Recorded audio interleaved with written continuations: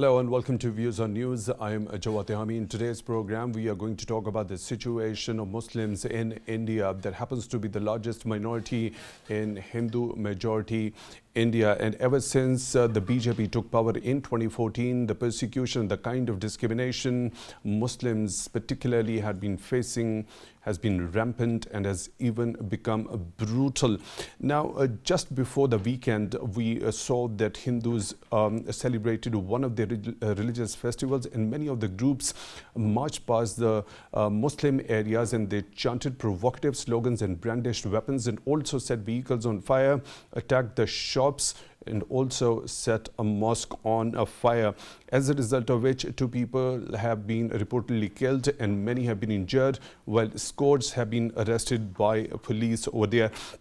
Now, these incidents primarily happened in states that include Bihar, West Bengal, Maharashtra and Gujarat states. And now, when we specifically talk about West Bengal, the chief minister of which has said, let me quote, the attackers were hired by Bharatiya Janata Party and were carrying guns and petrol bombs. They first attacked people from minority communities, unquote.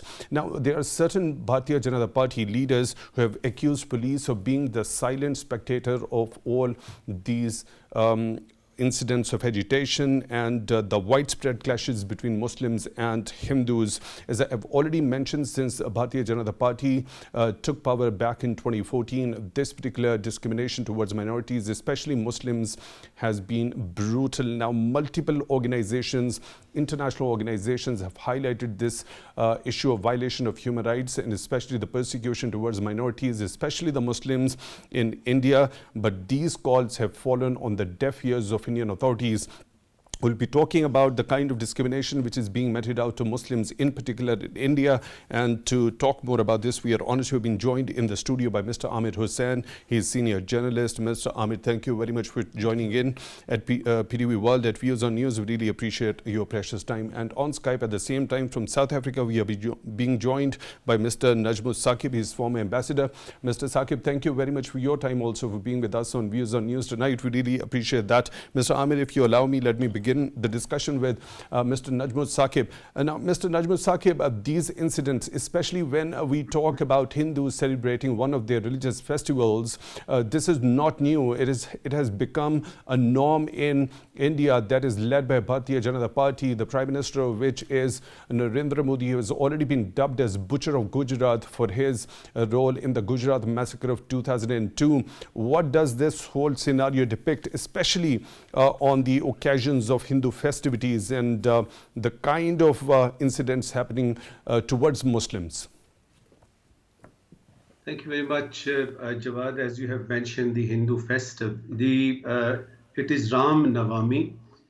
It is the birth day celebration of their Lord Rama. I was just surprised, it's an amazing thing. People, the religious Hindus on this particular day, they actually fast. They pray. They go to their friends. They go to their worship places, and they actually recite Ramayana. This is a day in which peace is actually propagated. This is a day in which peace at a larger scale. Now, look at what is happening, as you have said, in Gujarat, for instance, Maharashtra, West Bengal, and Bihar, particularly West Bengal. Now, my mind goes back to 1992, when this Babri Mosque was demolished. The whole world was there watching all these Hindus.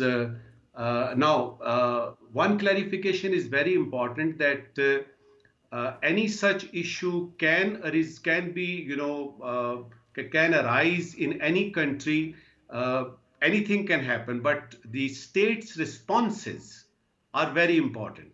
Now, what does the RSS-driven Hindutva, driven BJP, particularly Narendra Modi's second tenure, what is the state doing right now? In front of them, particularly in Gujarat, and as you said that, he has been named as the Butcher of Gujarat.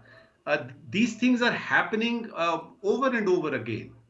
Now, my point here is, can it be termed as something which is the internal matter of India, that it is India's internal matter, Pakistan cannot do anything, or nobody is allowed to say anything or protest against such thing?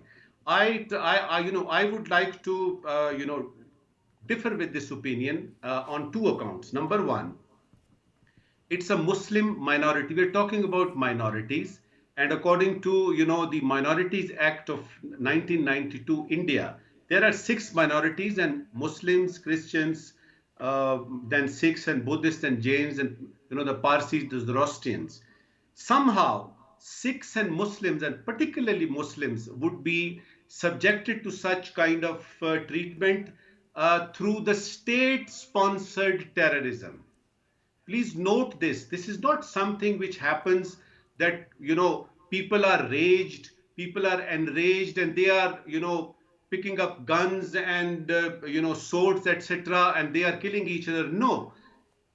If you go back to, even pre-partition 1947, before that and after that and till now, that theory is still there, that this Hindu, dominated country called India, only Hindus can live here.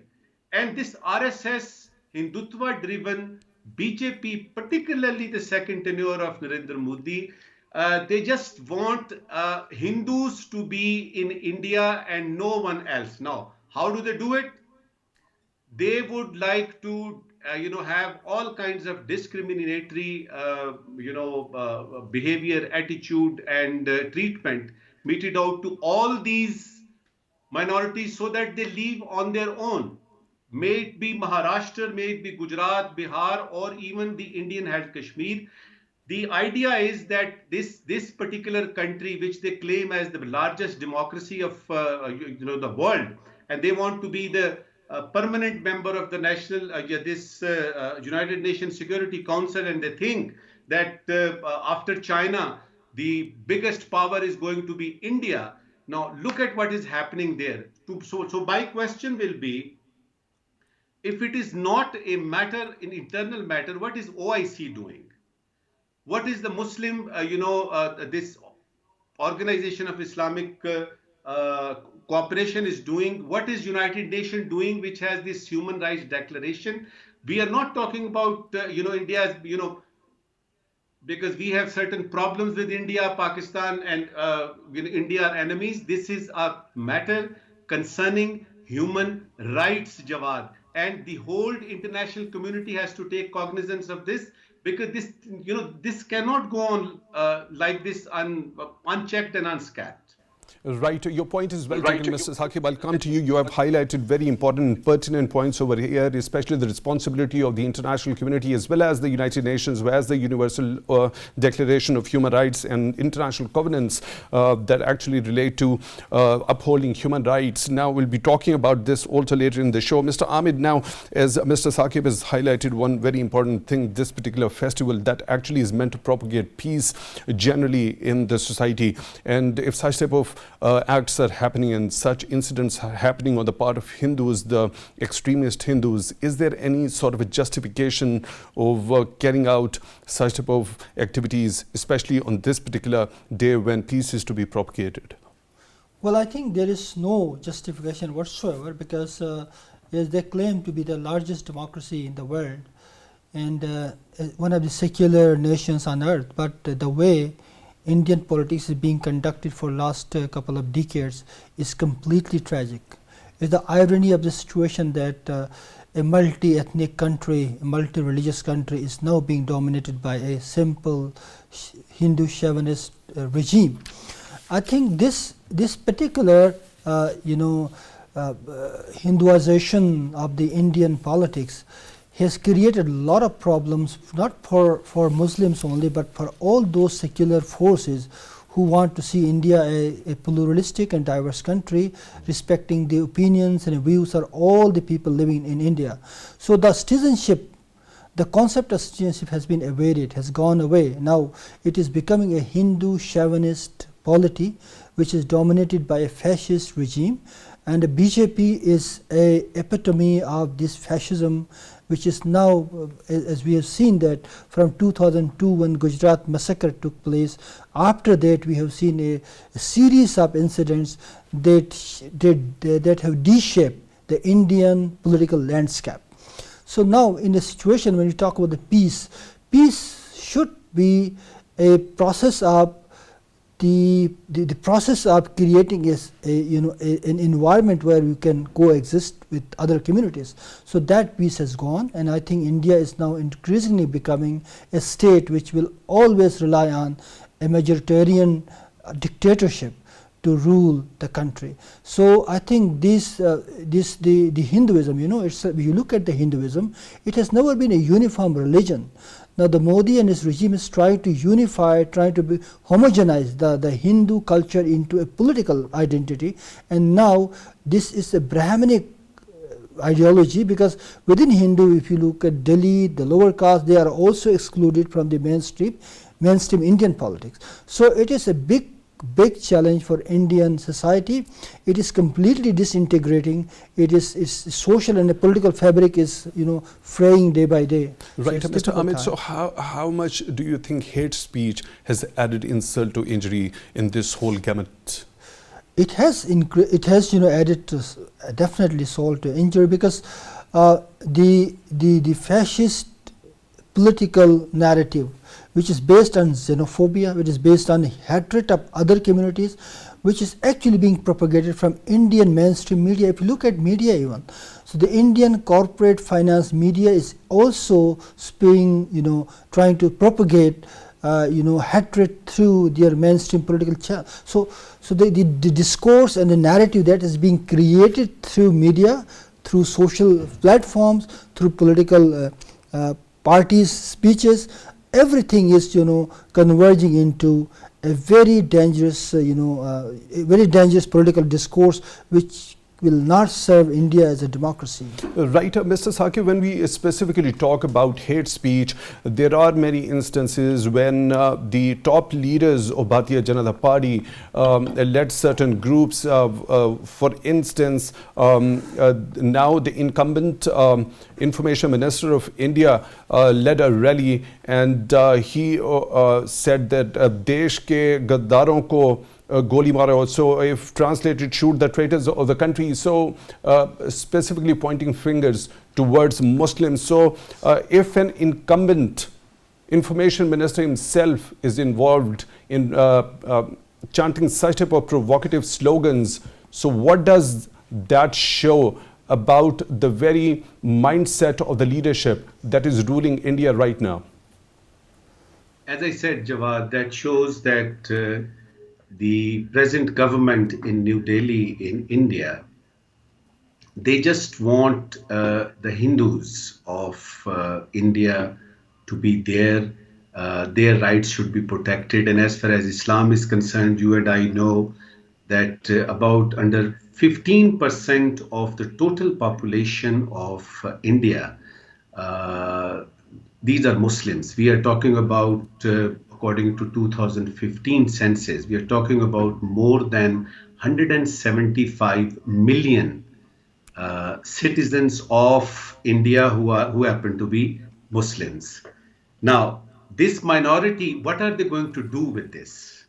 There are many questions right now which are, the Muslims of India right now are facing, and one of them is that when partition happened, did our forefathers make a wrong decision of staying back in India? Because as far as Islam and professing Islam as a religion is concerned, all those migrants who came to Pakistan on the eve of this partition, there is no problem in Pakistan for any Muslim to profess his religion as such. Now, this is one part of the equation. The second part of the equation is that although, people like Gandhi, for instance, they talked about peace, they talked about not only peace within, India, but all over the world.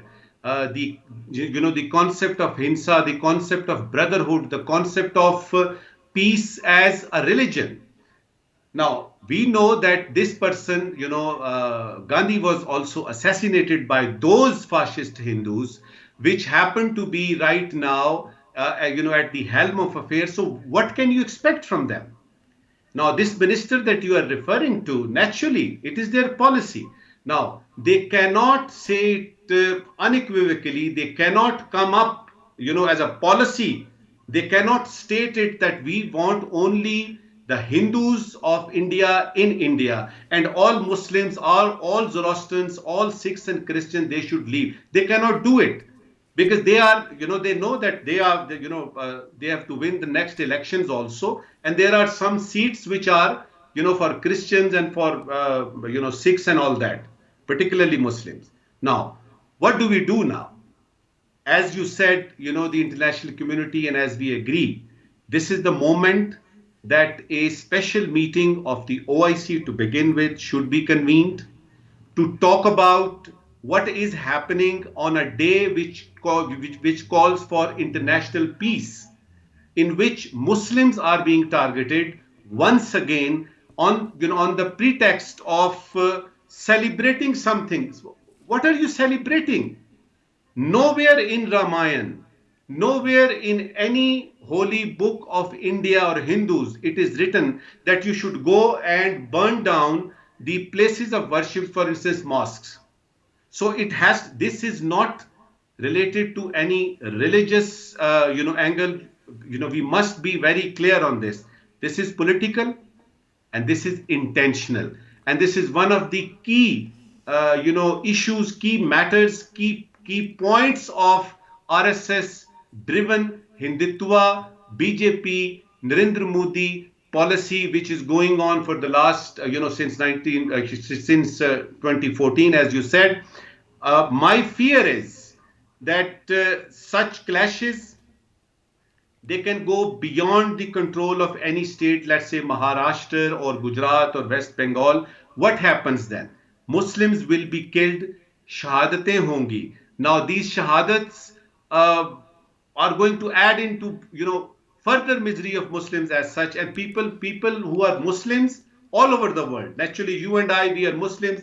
Our hearts ache to see all this. Now, Pakistan cannot, that is exactly, Mr. Saqib, that is exactly the point. As you have already mentioned, according to the census in India in 2015, around 175 million people happen to be Muslims.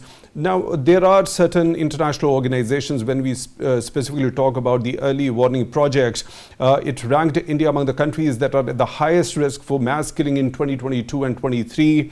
And it says that the assessment identifies the risk and the possibility that a mass killing may take place in India. Likewise, Gregory Stanton, the founding president of Genocide Watch, also said early warning signs of genocide are already visible in India. In such type of circumstances, what happens? What are the options at the hands of the Muslim minority over there in India when they are being persecuted so brutally? What is expected of them to do in return?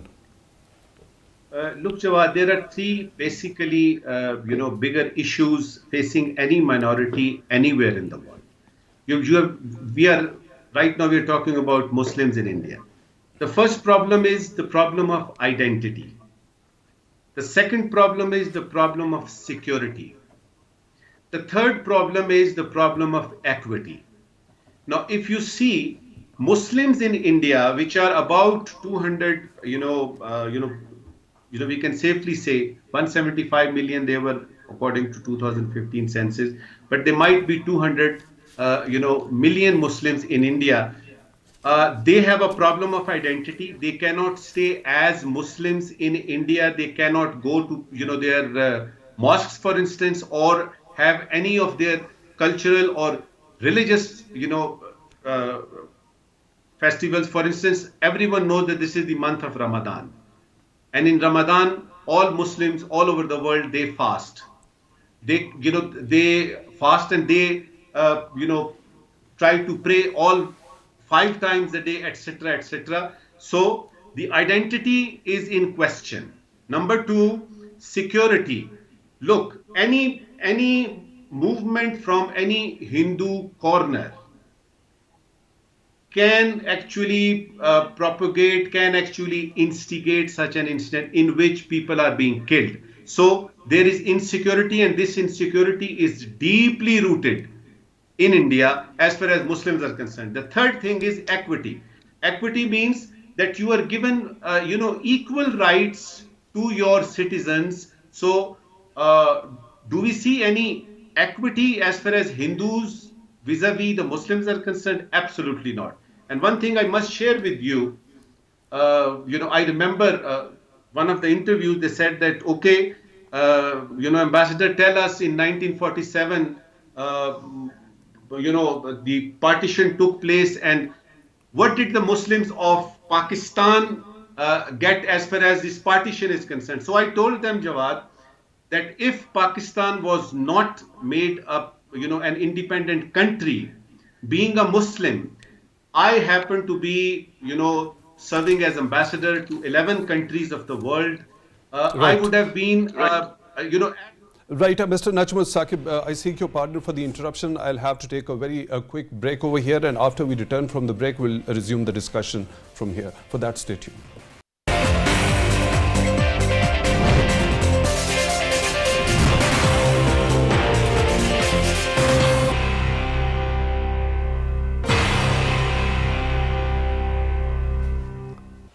Hello and welcome back from the break. You're watching Views on News, and we are discussing the situation of Muslims in India. Particularly before the weekend, there were widespread clashes between Hindus and Muslims as Hindus were celebrating one of their religious festivals, and they marched past the Muslim areas and chanted provocative slogans and also tried to set vehicles on fire, attacked the shops, and also set a mosque on fire, as a result of which 2 people have been killed and many have got injured. We were joined by Mr. Amir Hussain and Mr. Najm Saqib, and now we are joined by another participant in the show on the phone line from the UK by Dr. Muhammad Al-Hachimi. He is author and expert Foreign Affairs. Dr. Al-Hachimi, thank you very much for your time, for being with us on Views on News tonight. We really appreciate that.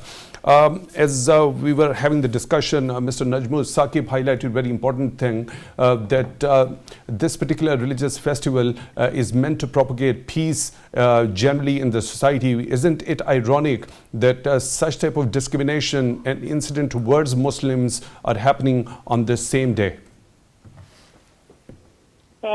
Thanks for inviting me. That's, as you said, indeed, it's very, very sad what's going on in India. As you know, one of the most important metrics in judging countries and societies, governments, is how they treat minorities.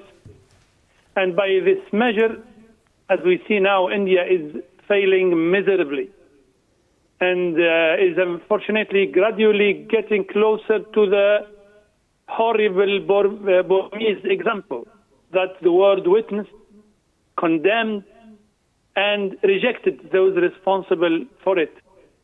Unfortunately, my friend, Indian public opinion is being manipulated by the ruling BJP party and by extremists and bigots. Sometimes I talk to Indian friends here. I notice that some Indians are hear about the heinous attacks against Muslims and unfortunately accept them because of the misleading media incitement and intolerant rhetoric. Another section does not seem to be aware of what is going on against Muslims.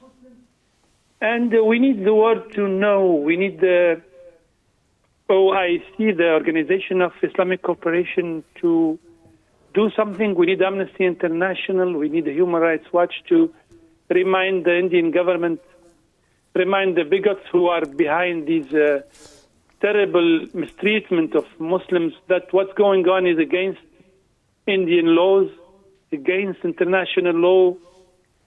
It's very harmful to Muslims indeed, but also to India itself and to its image and to its states in the world. And I hope that it will not remain only Pakistani outlets and TVs and media outlets that raise this concern. I hope that everywhere in the world we talk about it and hopefully exercise more pressure on the Right, Indian Dr. government Al-Hachimi, to take Dr. its Al-Hachimi, responsibility and do something. high are the threats of a genocide in India, as we have seen a number of international organizations and the representatives of these organizations highlighting this fact, that the kind of discrimination which is being meted out, particularly towards Muslims, that indicates that there are high chances of a genocide happening over there in India.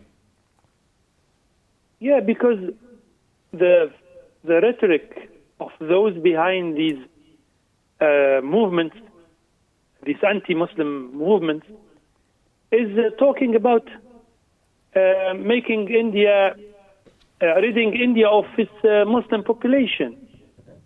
It's so horrible.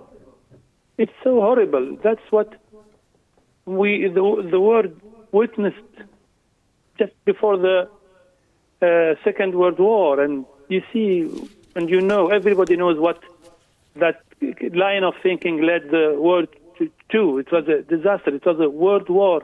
India is a big nation. It's maybe the biggest nation now in population-wise in the world. It's even, I think, more than China now. And in such a country, when you see people talking about making India and getting rid of the Muslims of India, that's just what you are talking about. That's edging towards a crime against humanity, edging towards the Burmese model. Is that what these people want to lead India to? And the world will be part to this horrible crime if it stays silent. We know right, Dr. Al-Hachimi, now when we talk about West Bengal, the chief minister of which has said they are the enemies of the people, specifically talking about the recent clashes between Muslims and Hindus. Now, as Hindus have been attacking the Muslim properties, she says that the attackers were hired by the Bharatiya Janata Party and were carrying guns and petrol bombs. They first attacked people from the minority communities. Does it depict that the saner voices still exist in India and there is something they could do about it also? I think it resides with the Prime Minister of the time now in India and his party. If they were serious about fighting these sectarian, intolerant, violent behavior against Muslims, they would have done a lot. Unfortunately, everybody who reports on this, even most recently the famous report of the BBC, they all accuse Mr. Modi himself and his party of being part of this ongoing crime against Muslims, either by inciting, by encouraging, or by turning a blind eye. If I imagine myself now, an Indian Muslim living in India now, facing all these horrible attacks, it's like a nightmare. When I think about Muslims in India now, I really feel very sad and very angry. And I can't believe why Mr. Modi is doing that. Why his people are doing that. Why can't they accept that India is a plural society, that it has Muslims and Hindus and other groups? But unfortunately, that's what's happening now, and there are bad people everywhere in the world, and we need to not to give up, not to lose hope.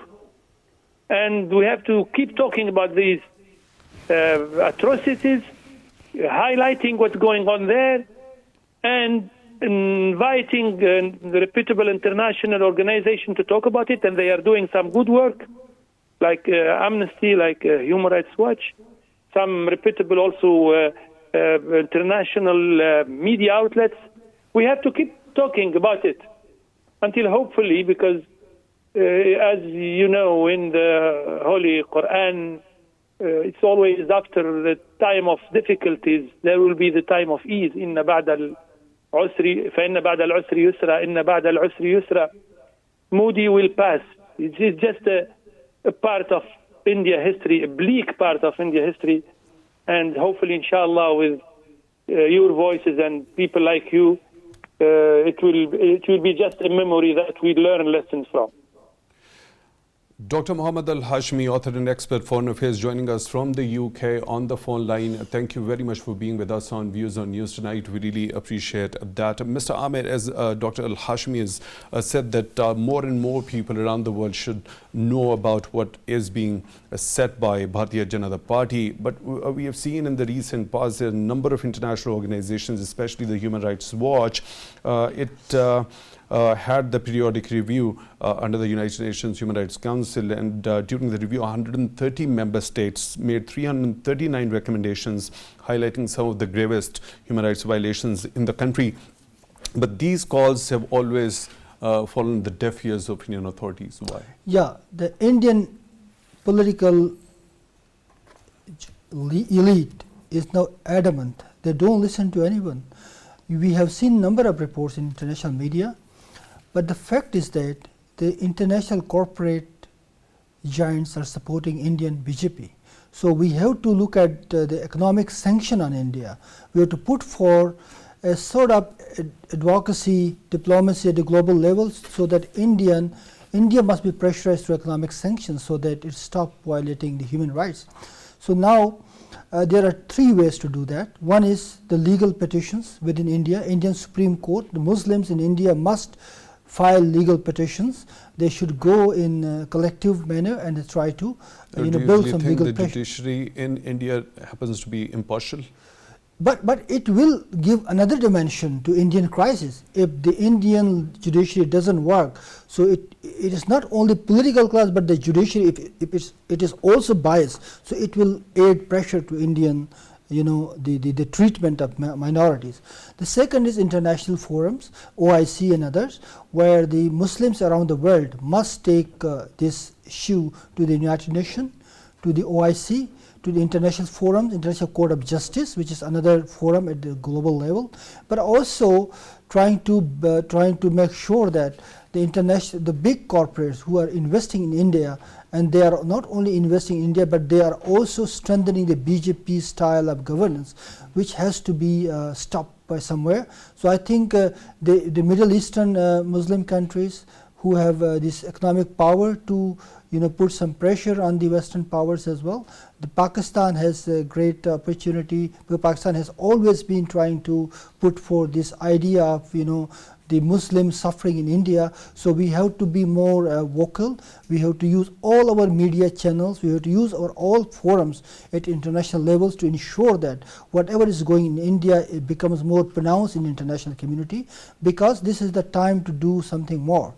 And I think there will be a gradual realization in the world community. But unfortunately, the Indian adamant political leadership is not listening to anyone, but we have to continue our legal, political and economic battles to settle that the Indian authorities stop making such stern actions against Muslims, not only against Muslims, but also other minorities.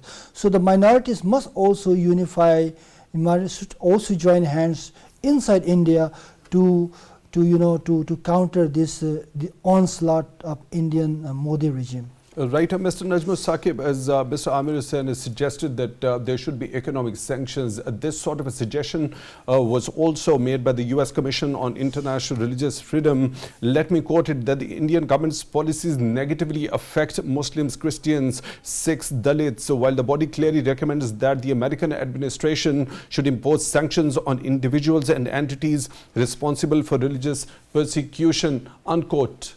But the State Department, contrarily, didn't include India in the country's list of particular concern. Why is that so? It is what they call double standards, Jawad, and everyone knows about that. Now, there have been in your programs, certain very wise ideas have been propagated. One of them is that we should keep on talking about this, Islamophobia or treatment about, minorities, etc. To begin with, I think we have to put our own house in order. And when I say that, I mean that, let's say, if OIC is the spokes, person as such, or a forum in which all Muslims of the world they get together and talk about the issues facing the Islamic, countries or Muslim countries, do we have unity there?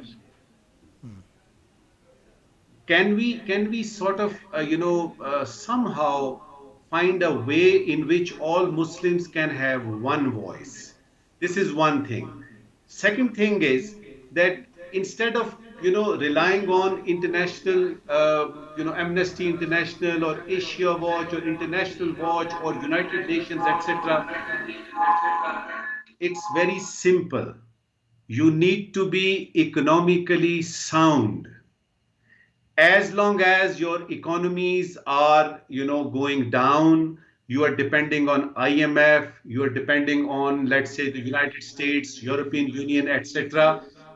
This such finer aspects like Islamophobia, like treatment of minorities, etc., it is not their priority. To make them priority, you need to be economically sound, Jawad. And for this, I would, like to suggest a way out. The way out is that all Muslim countries, they should decide that instead of, issuing emotionally charged statements, that India should not do it, Israel should not do it, all these anti-Muslim, anti-Islam forces should not do it. They have been saying it. What is the result? If you are economically sound, if you are not depending on IMF, for instance, in case of Pakistan, if Pakistan is out of IMF program, if Pakistan is a strong economically country, I assure you, our voice will be heard sympathetically. And why? The question was that why this double standard? America listens to India. Why? Because it is, the largest, democracy of the world. No, America listens to India, and America will not be in the gray or the black list of FATF, etc. Why? Because it is being used as a ploy, as a toy against China containment policy. America wants, India on its own side, the Europe side, the North side, the United States side. Why? To counter China. Now, Pakistan, what can Pakistan offer to the world? What can these Muslim countries offer to the world so that in turn they are listened to, so that the world listen to us? So the bottom line is that we need to put our own house in order. We need to have unanimity, if not unanimity, at least consensus. Right. At least consensus on issues facing Muslim world, and the best forum is OIC. Last but not least, Please go ahead, please quickly. Unfortunately, we are short of time. Please go ahead, Mr. Saqib. that we, in the break, we heard the foreign minister of Pakistan. I think the foreign office should issue a very strong statement, a press release on these particular incidents in Bihar and in West Bengal, etc., and ask for an emergency meeting of OIC so that we talk about this, with all the Muslim countries together and find a common way Right, out. Mr. Najm Saqib, former ambassador, joining us on Skype from South Africa. Thank you very much for being with us on Views on News tonight. We really appreciate that. And in the studio, we were joined by Mr. Amir, Hussain, senior journalist. Thank you very much for your time also, for being with us on Views on News tonight. We really appreciate that. With that, we come to the end of today's show. Take good care of yourselves.